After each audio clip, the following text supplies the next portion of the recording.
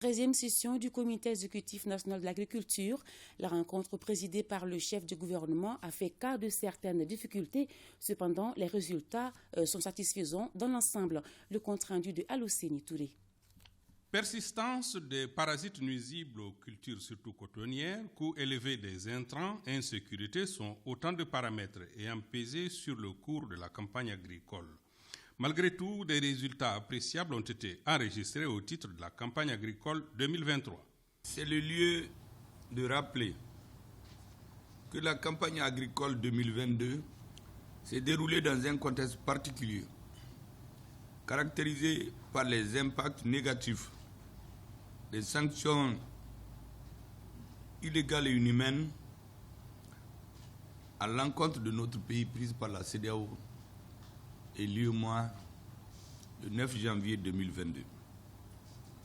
Par la restriction budgétaire de l'État consécutive aux effets de dites sanctions.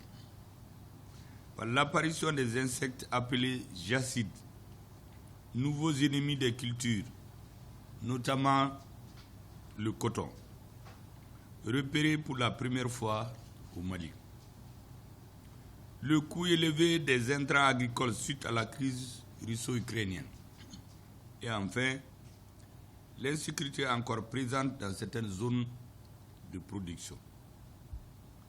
Malgré ces contraintes, les principaux résultats de la campagne agricole 2022, hormis le coton, sont satisfaisants car nous notons 10 90 303 tonnes de céréales, 39 700 tonnes de coton graines et 87 949 tonnes de viande rouge, 1 191 722 personnes assistées par la distribution alimentaire gratuite, dont 34 147 000 tonnes de céréales.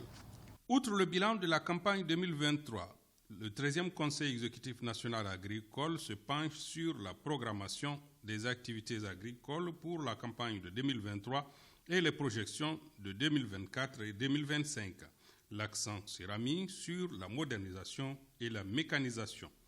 À cet effet, le gouvernement est engagé à travers la politique de développement agricole pour que, premièrement, les équipements agricoles et de production soient mécanisés, disponibles et accessibles aux producteurs. 2. La gestion de la subvention soit améliorée et il me plaît de constater la volonté du département du monde rural d'engager des réformes en matière de distribution afin de promouvoir l'utilisation d'engrais locaux. Le développement des filières agricoles 3 soit intensifié.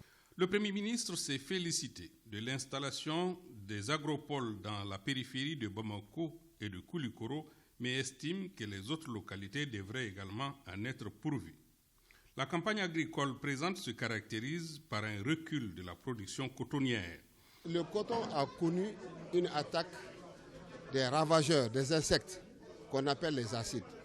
Les produits chimiques qu'on avait au niveau du Mali qui étaient disponibles n'avaient pas d'impact sur le type de jacide que nous avons connu cette année. Donc, au moment où on prenait les dispositions pour lutter, on a essayé d'utiliser plusieurs formes de lutte en essayant d'intensifier les luttes, d'écouter les temps de traitement des champs. Mais malheureusement, on a perdu plus de 25% des superficies cultivées. Et aussi, cette année, vous savez, il y a eu beaucoup de pluie. Souvent, des champs ont été inondés et cela aussi a contribué à réduire vraiment la production de coton. Les observations et recommandations ainsi formulées seront acheminées au Conseil supérieur de l'agriculture dont la session se tiendra prochainement sous la présidence du chef de l'État.